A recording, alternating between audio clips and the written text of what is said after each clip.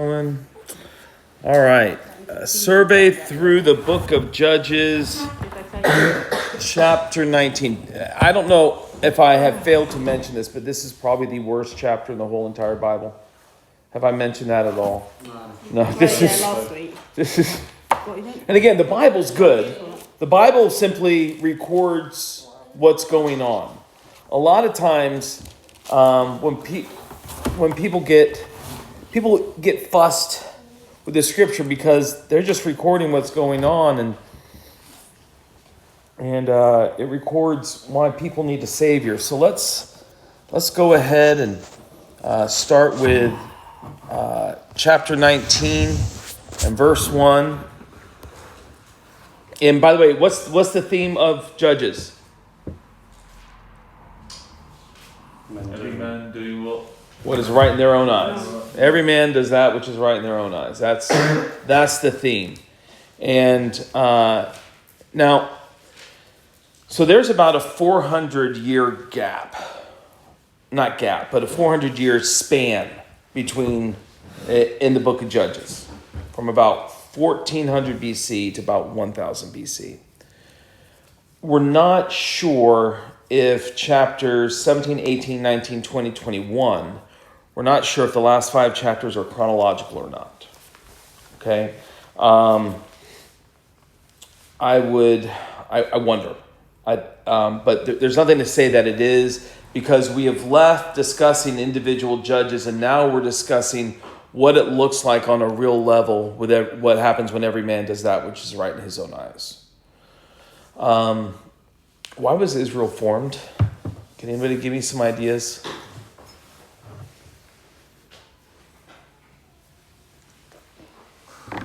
to show other people what God's law is. Okay. Because Israel is God's timeline. Yeah.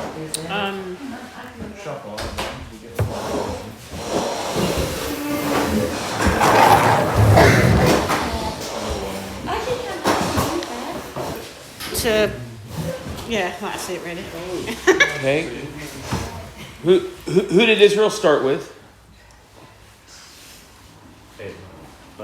Abraham. Abraham, right.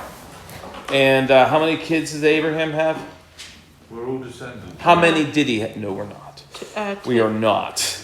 I know the good song, Father Abraham had many sons. It's a great song, but we are not all descendants of Abraham. Maybe spiritually, but... Yeah, I didn't mean literally. Oh, okay. Yes, with faith. How many kids did he have when God spoke to him? It's a number a little less than 1. Yeah, 2. 2. You're incorrect for 2 different reasons. None. He had none. Okay. He is getting a family out of a dead womb and a dead man, and he's getting his people out of just deadness. I mean, God is doing everything, and we're seeing him do everything, and it's beautiful. And he's trying to show on a really small scale. I would say if you read the book of Leviticus, he's trying to show that he's holy. Good definition for holy is what? Pure. Pure is God is pure. Separated, set apart. He's different. And his thinking, his ways, and everything are not ours. The word holy simply means set apart. Okay? When you had the different like pots and pans that were involved in making the table of showbread for the temple, there wasn't anything mystical or magical about them. They were holy because they were reserved for a certain use. Does that make sense? Okay. So God is trying to show who he is, and God is trying to show his grace. God's trying to show how he's holy. Many times when he writes things down, his reasoning is, do this because I'm holy. Okay? Not simply do this because I told you to, but do this because I'm holy. And he's trying to show his holiness, and he's trying to do a lot of amazing things. And and through here, like with the Amalekites. Remember the Amalekites? It was a whole nation that would sacrifice their kids. I mean, it's no wonder that God says you're just going to have to get rid of them all. And a lot of people get very upset when God says get rid of them all, and they're a lot less upset that the Amalekites sacrifice children. It's strange to me. So here we see a great example of, I think, people that are called by God's name that have abandoned God. And you'll see what I mean. I think England's a Christian country, right? No. Right? I mean, totally. But you'll see what happens when a Christian country abandons God. You know, this is, but I still think what's going on here is worse. Now, in chapter 19, verse 1, we left off with the children of Dan. They abandoned their area, which God had given them, and they went up north. They, what was the city? Laish. They defeated Laish, so now they're living up there. And one Levite became a priest for them up north, and he had no right to be priest up north. Who were the only Levites that had rights to be priests? Of the family of Aaron. Of the family of Aaron, correct. The rest of them aided in what the priests did. But if you were not of that particular family of the Levites, you had no right to be priest. So we see very early on the Levites have abandoned their call. People are worshiping idols, but they're calling the idol Yahweh. Okay, they've, I know it's impossible to think of churches that might call themselves Christian, and yet there's nothing Christian in them. They worship a different Jesus. I know that's completely foreign to what could possibly ever happen in this world. But in chapter 19, verse 1, it says, "And it came to pass in those days, there was no king in Israel, and there was a certain Levite sojourning on the side of Mount Ephraim." Now, where is Mount Ephraim? Just above Jerusalem. It is just above Jerusalem. Very good. Gold star. Gold star. We finished for the night now. Okay. who took him a concubine out of Bethlehem, Judah. Now, we should be done with concubines at this point. All right? God has actually spoken very, very clearly on this. And yet, God's people have chosen to do something different. They're doing what is right in their own eyes. He took a concubine out of Bethlehem, Judah. Now, why does Bethlehem, Judah sound familiar? Is it where Jesus was born? No. Well, little town of Bethlehem, I get what you're saying. But Bethlehem, Judah, specifically with the book of Judges, why does that sound familiar? I think last week, if you were here. To do with the Levites residing in all areas. Right. So the Levites were all over the place. And the Levite from last week was from this area also. Okay, so we at least know that it's consistent that these Levites out of Bethlehem, Judah are terrible. Verse 2, "And his concubine played the whore against him, and went away from him unto her father's house in Bethlehem, Judah, and was there 4 whole months." Now, a couple of things. There are some translations that simply say he left him, or she. Some will even add more commentary. She left him because he was mean. Okay, that's really not what the language is saying. She left. She abandoned being his wife. Okay. Now the Levite in verse 3, her husband arose and went after her to speak what? Friendly. Okay, that's pretty good, right? Okay, so he doesn't seem like a very gruff person. He's more than happy to settle this. Let's get you back home. Speak friendly unto her, and to bring her again, having his servants with him and a couple of asses. And she brought him into her father's house. And when the father of the damsel saw him, he rejoiced to meet him. So obviously, whatever reason this woman left, the father is still very happy to receive the Levite and to discuss her going home. Okay? Is all that pretty clear? All right. Verse 4. And his father-in-law, the damsel's father, retained him, and he abode with him 3 days. And so they did eat and drink and lodge there. Now, this is a very, very big thing. If you ever go to a Muslim country in the Middle East, okay, I want you to know you should expect, no matter what your faith is, honestly, you should expect hospitality. Okay? I'm being very serious. Middle East, Oriental culture is very, very hospitable. Extremely hospitable. Now, if you're there and you convert somebody to Christianity, okay, all bets are off. But if you're just going through, it is a hospitable part of the world. I know we see some really, really rough things, and there are some really, really rough things, don't get me wrong. But one of the reasons why, if you will, and I'm not supporting the Taliban at all, but one of the reasons why the Taliban in Afghanistan said, no, we can't turn over Osama bin Laden, even though he was in Pakistan, but they said he's our guest. And it would be inhospitable to send him over. So just know there's a culture of being hospitable. This man's father-in-law is being hospitable. You're here for 3 days. All right? And he fed him and gave him drink, and he lodged there. And it came to pass on the 4th day, they arose at what time? Early in the morning. If you're going to take a long trip, parents, what time do you want to leave?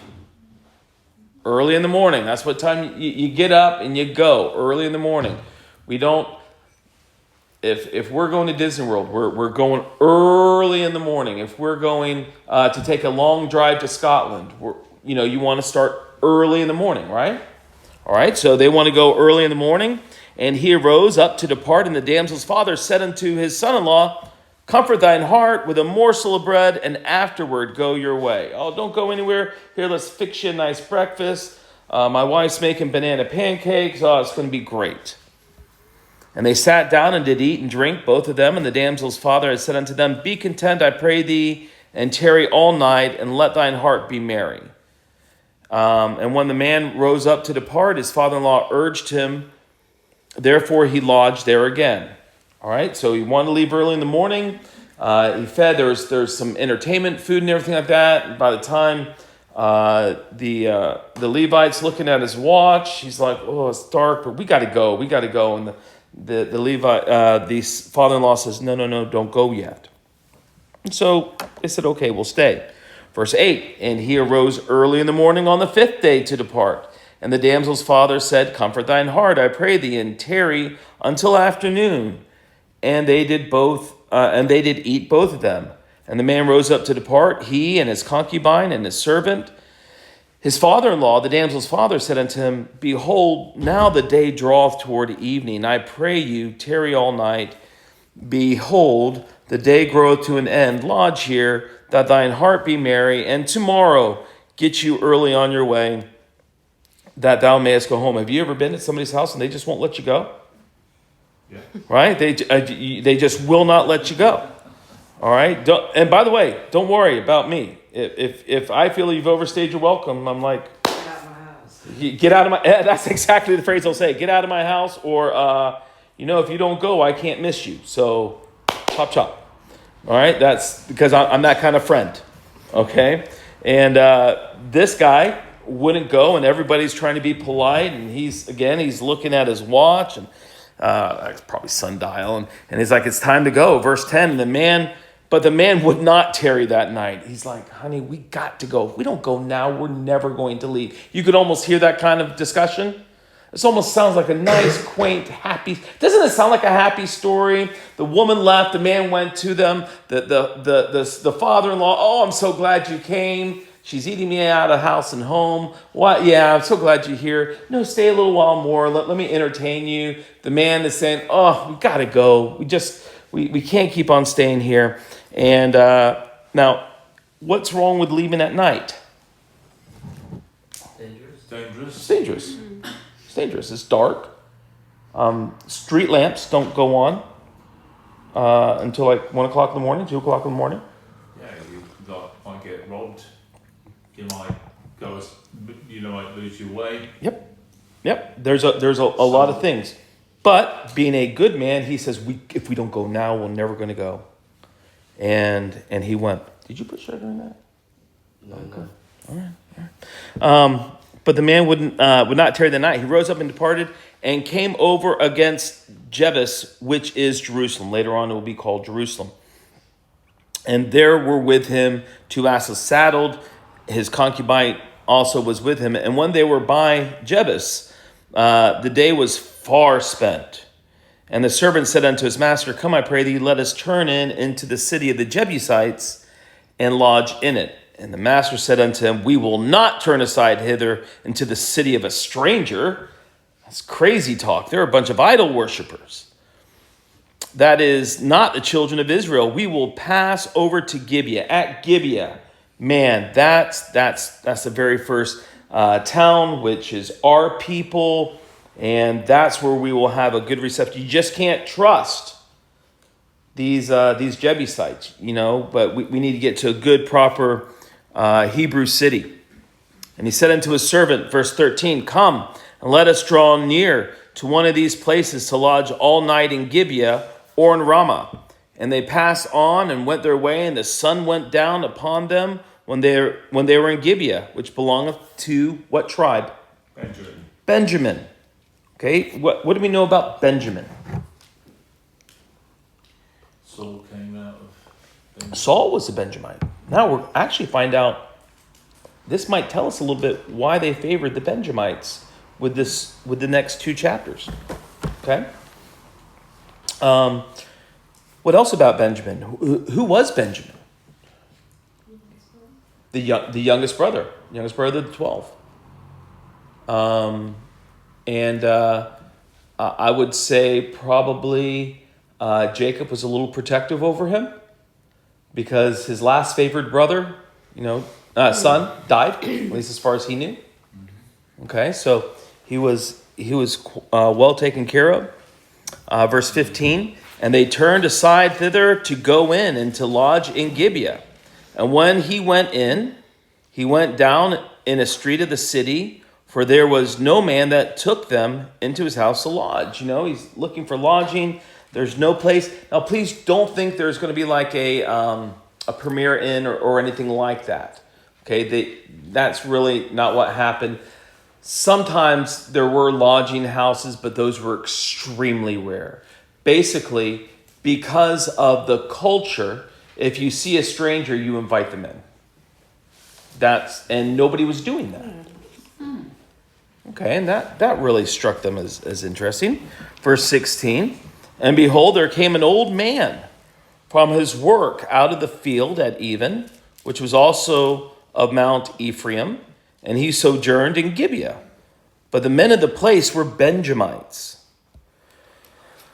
And when he lifted up his eyes, he saw the wayfaring man in the street of the city, and the old man said, Whither goest thou, and whence comest thou? Where you headed to? Where are you coming from?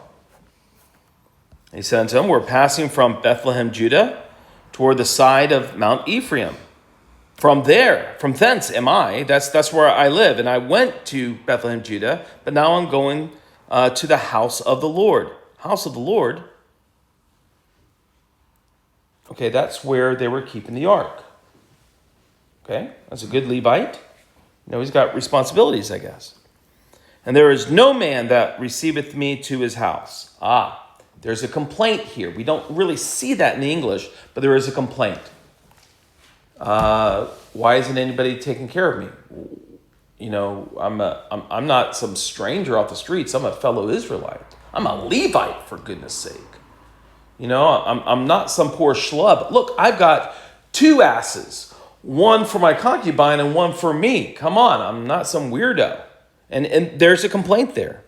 Verse 19, yet there is both straw and provender for our asses. I'm not asking for much. And there is bread and wine also for me and for thine handmaid. So, and for the young man which is with thy servants, there is no want of anything.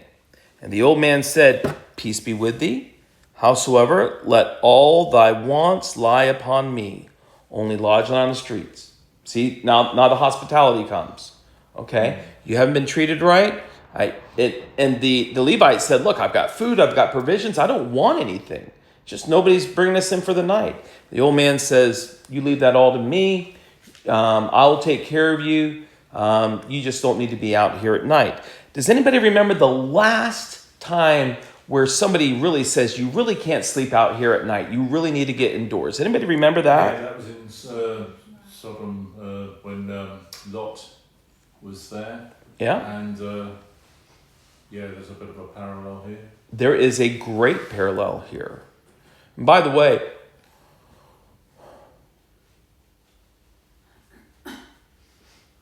why were those angels even in Sodom? We're going back to Genesis. To destroy it. But they were doing something before they destroyed it.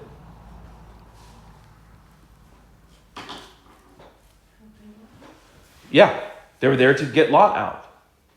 Okay, that was, they had a mission. Okay, they were going to get Lot out.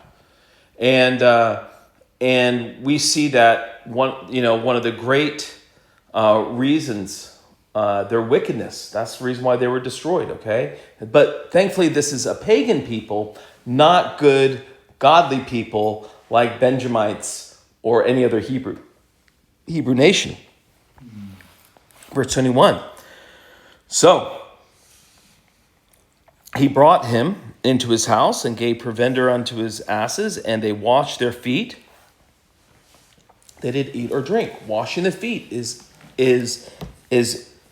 part of hospitality. All right. It's if you didn't have a servant, the head of the house, he would do that. That was his job.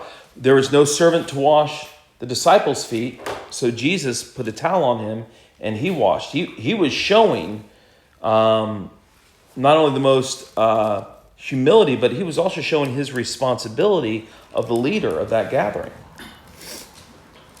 Verse 22, now, as they were making their hearts merry, behold, the men of the city, certain sons of Belial. If we look up sons of Belial, Belial, it means worthless, wicked. Okay?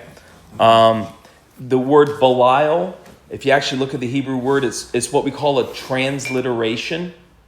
Have you ever heard that word before, transliteration?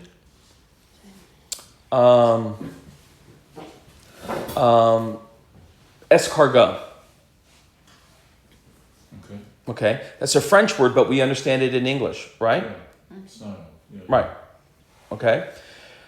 Belial is the actual Hebrew word. Sons of Belial. So Belial is either some demonic false god, or the whole point of it is just saying they are worthless, disgusting people. All right? Make sense? Okay. So there were certain sons of Belial, and they beset the house round about. It almost sounds like we read this before in Genesis, right? And beat at the door and spake to the master of the house, the old man, saying, bring forth the man that came into thine house, that we may know him. They wanted to rape that man. Now, some people try to lessen it, and I don't think it's any lesson. They want to say, well, back in those culture, they did that to humble the man. Well, remember, this is number one, that's just outside of what God says to do, amen? That might be what the pagans do, but that's not what God's people are supposed to do. But number two, that's really not hospitable, right? There's no hospitality here.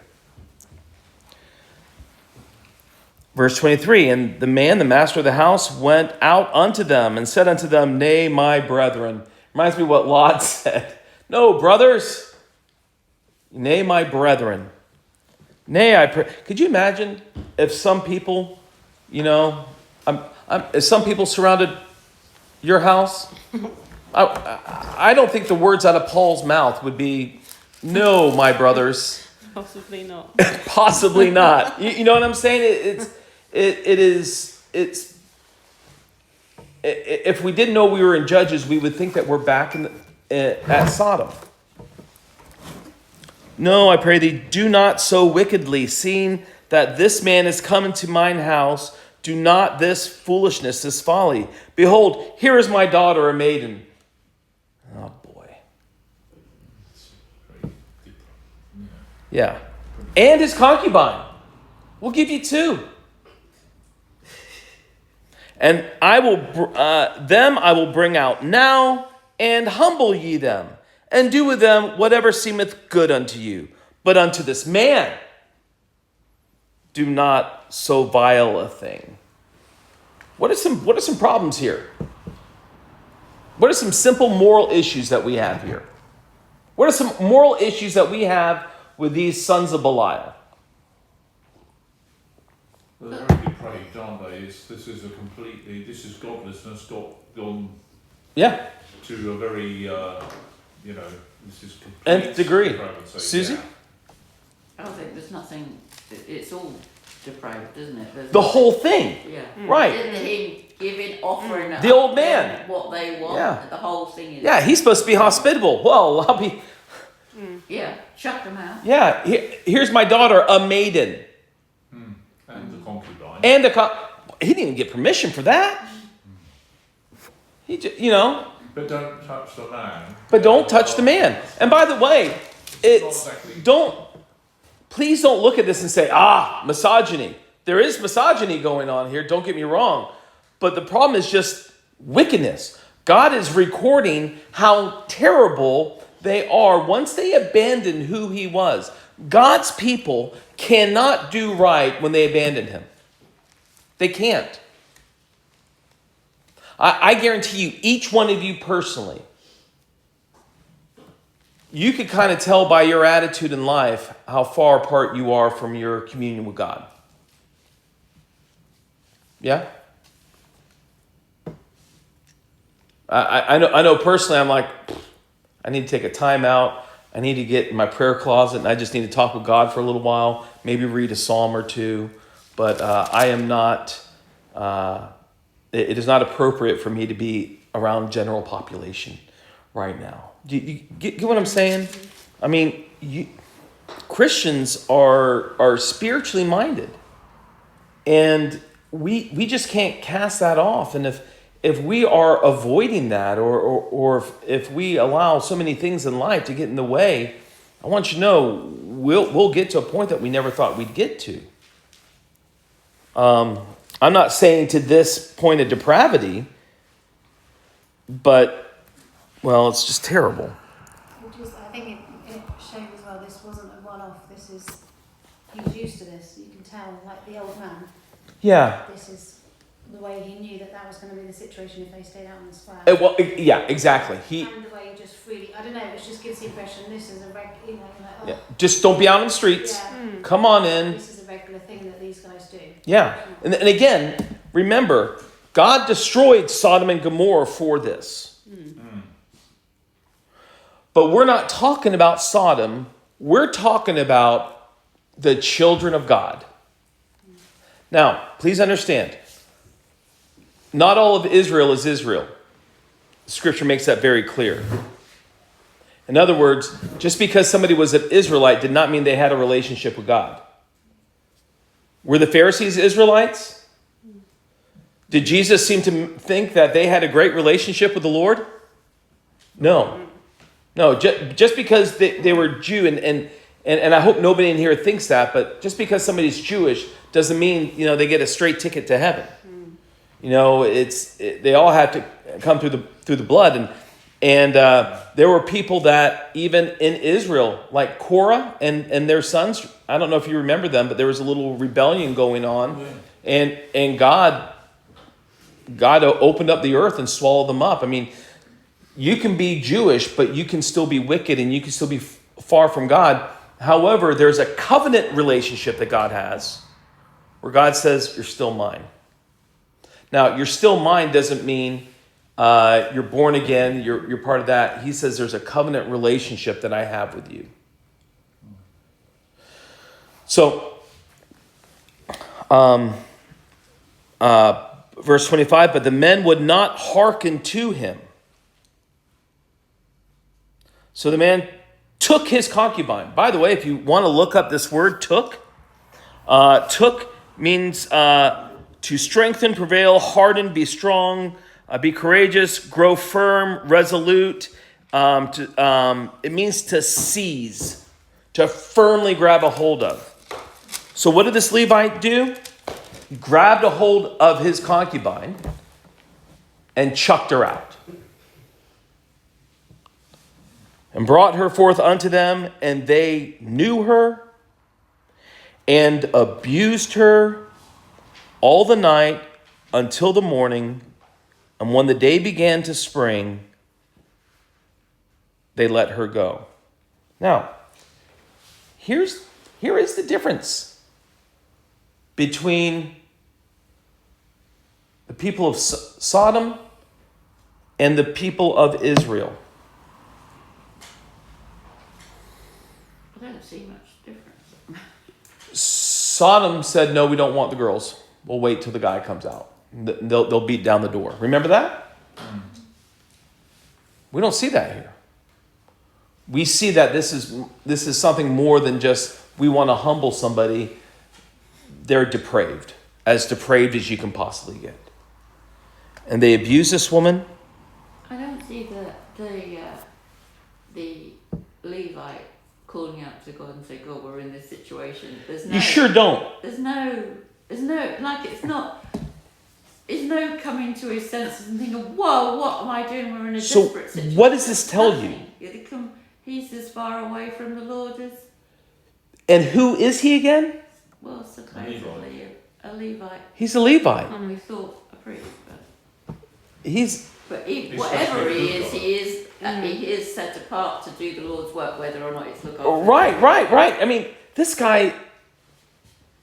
He's supposed to be the best. Right. Did anybody know about him beforehand? Pardon? Did anybody know about who he was beforehand? Because I'm thinking I wouldn't give this guy any hospitality. Maybe not. No, it just seems like some random guy.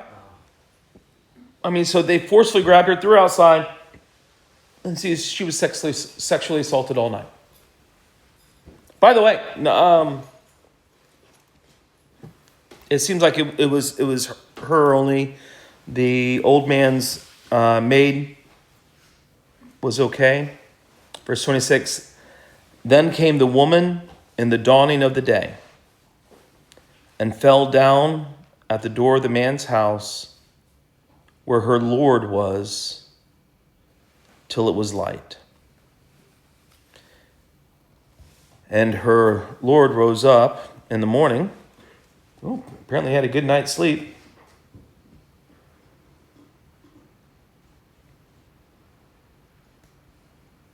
Could you imagine that? I mean, again, God doesn't waste words. He rose up in the morning. He got up. Let's see what the day is going to bring. And opened the door of the house and went out to go his way. To go out his way. Oh, it's time to leave now. That's his concern. Again, I'm not adding stuff to it. There's a reason why the Bible literally says things in the way it does. This Levite says, all right, it's the morning, time to go. He's a bit matter of fact about the whole, that's the way, it reads. Yeah. It's a bit like, oh well, anyway, time to go. Yeah. It's rather than it's a pretty... There's an old history joke. And you guys know Abraham Lincoln was shot when he was watching a play. And so the old joke goes. And so anyways, they said, besides all that, Mrs. Lincoln, did you like the show? Yeah.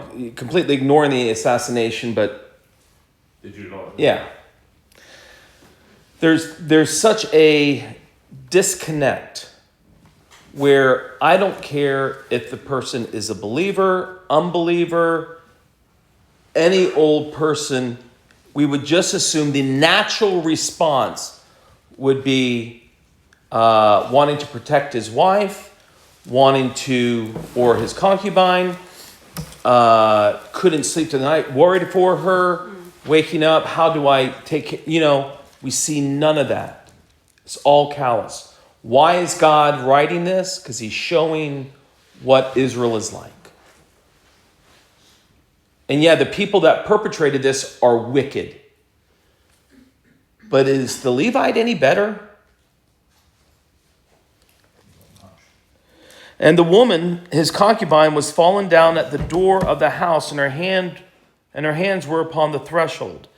Now that's an interesting phrase, upon the threshold. What is a threshold? An entrance. An entrance? What happened? What in the book of Exodus before Israel left? Painted the blood on the...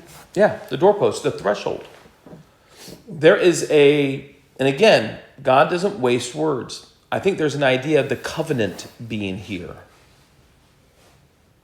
That there should be a covenant position of her at the threshold. That's protection. There's a covenant relationship between the Levite and the concubine of protection.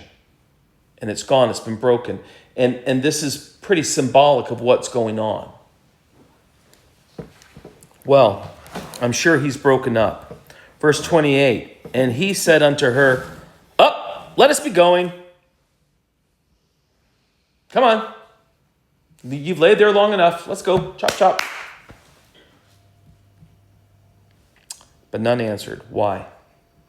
She's dead. She's dead. Yeah. She's dead.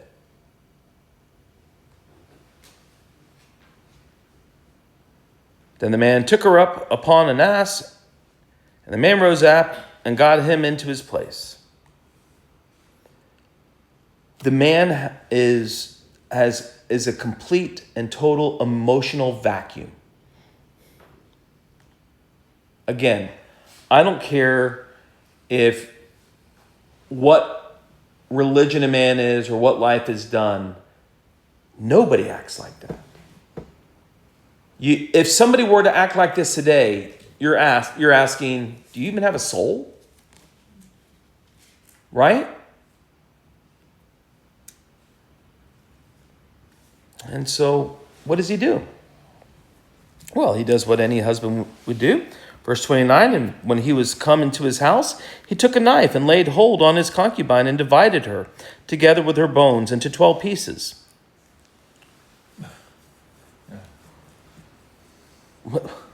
What? That's pretty depraved. So he puts her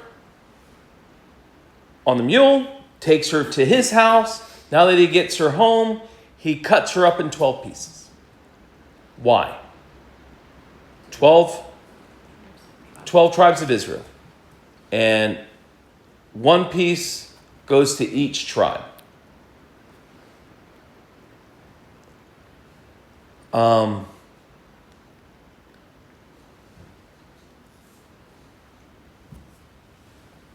There's literally no explanation.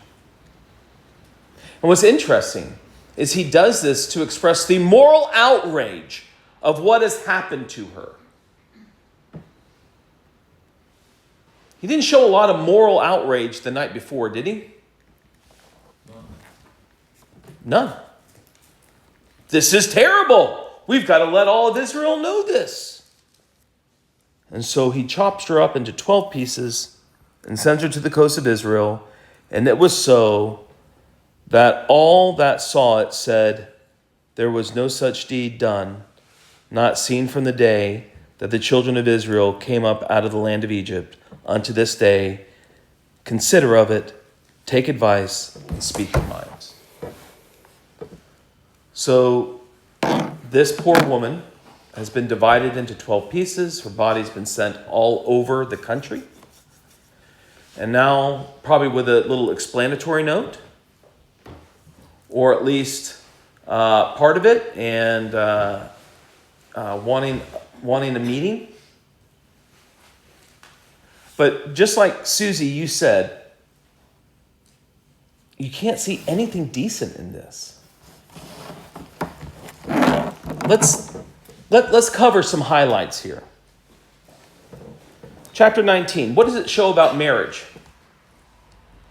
in Israel? Well, there wasn't much respect for it. Right. That's his concubine, not even his wife, right? How about hospitality? Someone else. What is it saying about hospitality? What? There wasn't any. I mean, you would think that they were afraid of going to Jerusalem, where the Jebusites were. I bet you the pagans wouldn't have done this. Do you think people wouldn't well, this is whatever, but he wasn't given any, and nobody would take him in because they thought, well, we know what's going to happen to a stranger coming in. We know that that gang, if you like, will be after the stranger. Or do you think that's just... I don't know. No. I don't know. I know that there were certain covenants being made, and people just stopped, Remember, we saw that they stopped trying to root out people, and they just became friends and intermarried.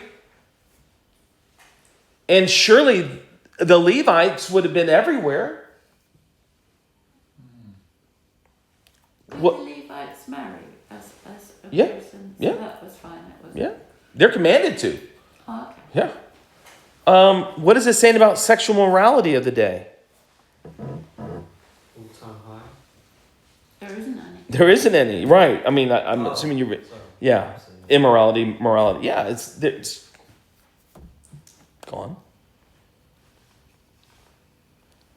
What is it saying about the tribal responsibility that you have for your third and fourth cousins? I mean, this is all from the family of Jacob. Right? What is it saying about the Levitical leadership? Well, if he's an example of it. Not Right? a lot. I mean, there's a reason why it says a Levite, not just a man. God is trying to stress something here. And everything is just disgusting. Everything is terrible. I can see why you think it's come to the lowest of the because before it was individuals, but now it seems to be collective. It's just the whole.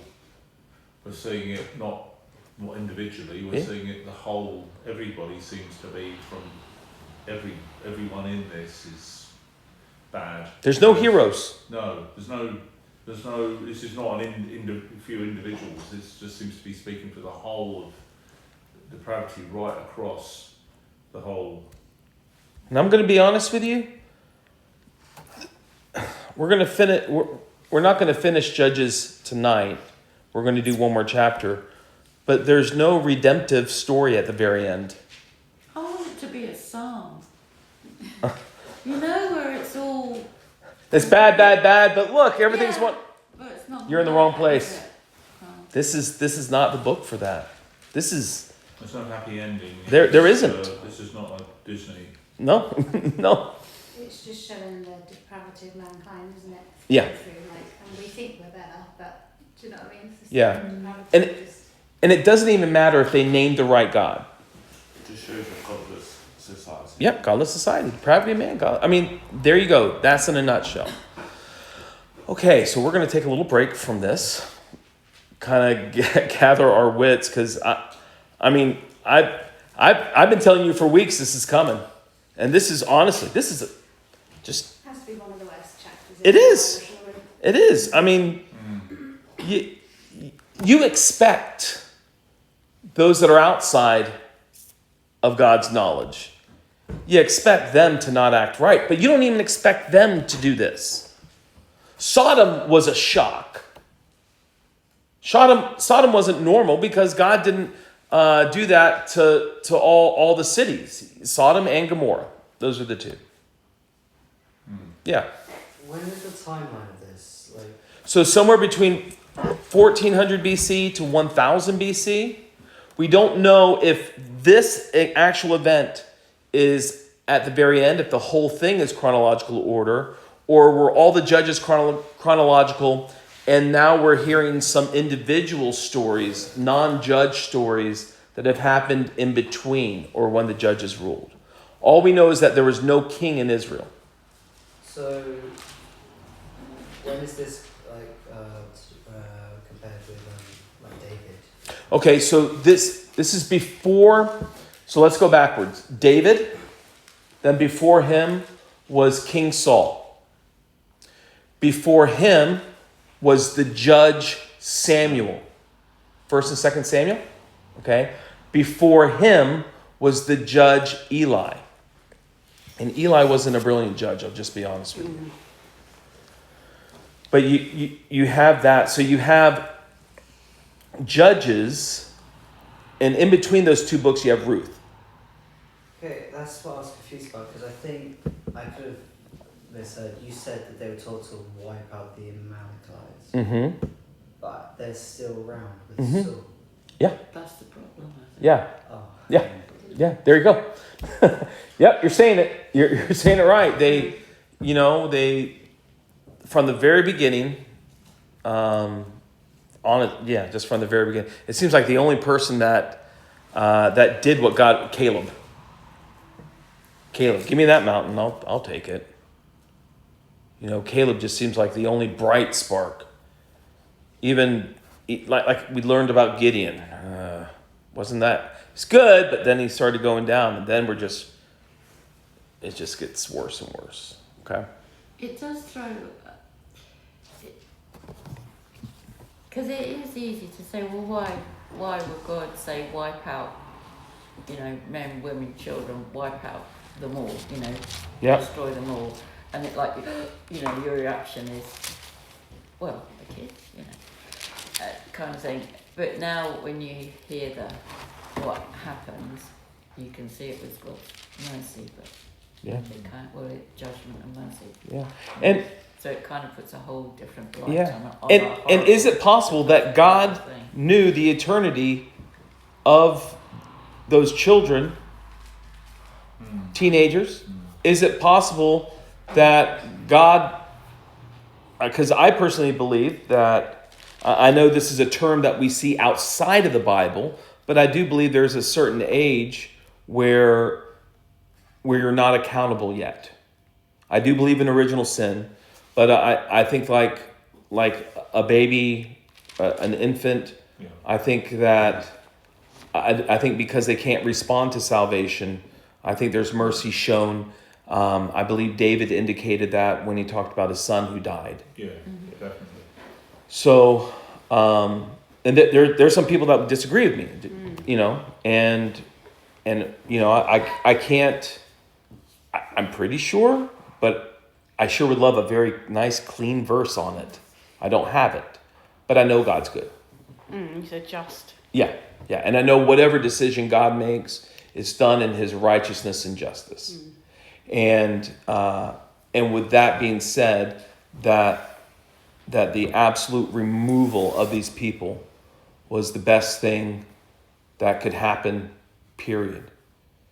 And Because he knows the end from the beginning. he does, and that's where we have to say, He's God, I'm not. He actually sees the whole thing. I don't. And I'm not trying to say either way, but it seems like whatever happens in America is all over the news here. And as soon as you see a video or a picture of something that some ICE agent did, we go, oh no! And then we find out, well, actually that wasn't the whole video, or actually that was a doctored picture, or, we have a very limited scope that can easily be deceived. Especially with AI. Yeah. But God sees the whole thing. And by the way, we can be deceived either way. But because we want to root for our team and say the other side's terrible. But the reality is we can be easily deceived, easily manipulated. And that's why God says, I see it, and this is what I say is right. Okay? All right. Was it Samuel I mean, we don't know who wrote this, do we? We don't know who wrote this. It's possible. By the way, oral tradition is a big thing. And in cultures that actually practice oral traditions, they don't lose anything. It's not manipulated. I mean, it's hit into them. You have people in Muslim communities where they have memorized the entire Quran. And by the way, the Quran's nowhere near the size of the Bible, but they memorize the whole Quran and they say it perfectly.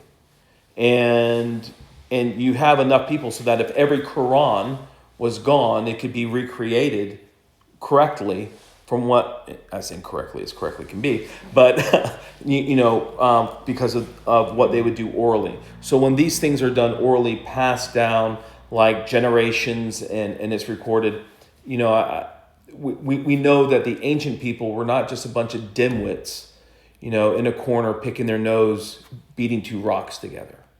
We know that they were clever, they were intelligent. Yeah. They didn't have some of the same inventions that we did, but they had a great intellect, and it's practiced. It's still practiced in that side of the world. Yeah. Do you think, what you're saying there is quite relevant to why God tells them when he's saying to wipe out, certain tribes, people. Mm-hmm.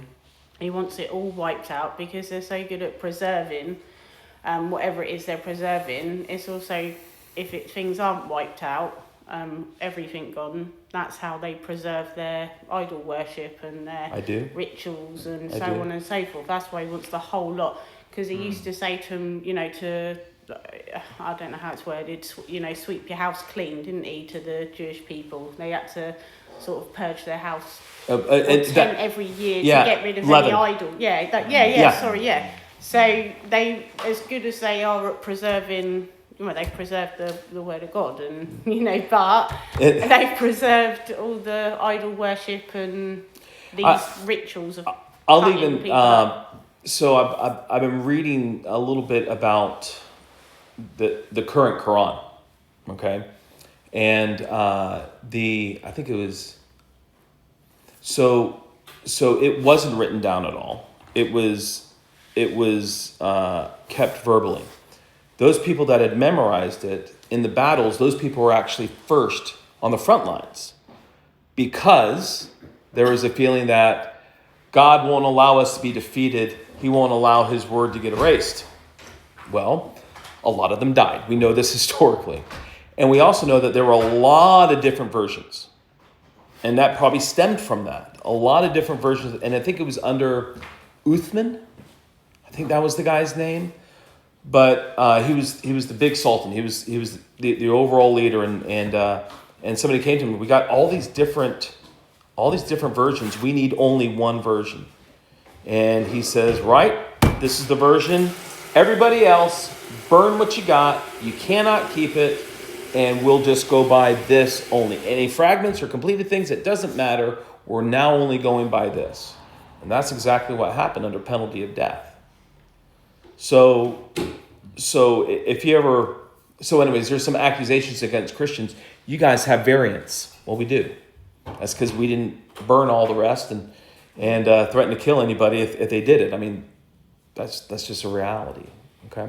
All right. So looks like Isaac is ready to make tea for everybody, which is lovely. So let's go ahead and stop here, and we'll come back to chapter 20.